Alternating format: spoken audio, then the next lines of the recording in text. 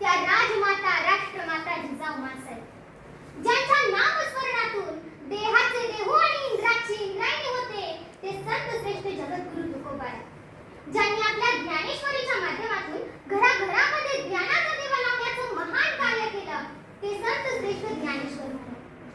अरे झोपलेल्या मावळ्यांना जाग करून त्यांच्या रक्तात स्वराज्याचे ध्येय पेरणारे छत्रपती शिवाजी महाराज या सर्व क्रांतिकारकांना वंदन करून मी माझ्या भाषणाची सुरुवात करतो.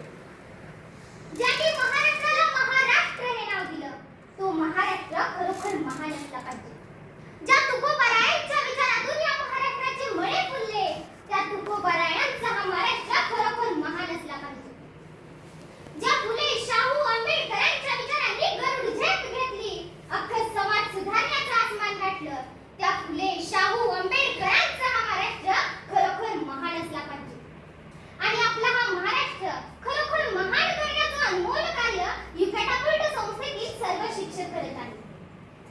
आणि सर, जसं मी दरवेळेस म्हणते की आणि मला आजही म्हणावंसं वाटतं की सर, हा जर ऑनलाईन क्लास आम्ही असाच सतत अटेंड करत गेलो तर येथे उपस्थित एक तरी विद्यार्थी नक्कीच उद्या तुमच्या पदावर कार्यरत असेल ही गॅरंटी आहे माझी.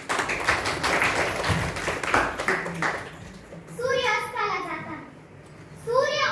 जाताना त्याच्या मनात प्रश्न आला की मी अस्ताला गेल्यानंतर या जगाचं काय होईल? या जगावर अंधाराचं साम्राज्य दिसलं.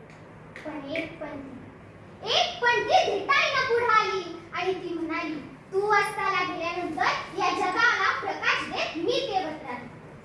अंधारावर प्रकाशानं विजय मिळवता येतो हा विश्वास तुम्हा विद्यार्थ्यांना कायम ठेवायचा. हे उदाहरण मी कशासाठी दिलं? कारण ज्या विद्यार्थ्यांना लॅपटॉप मिळाला नाही त्यांनी खचून जाऊ नये म्हणून.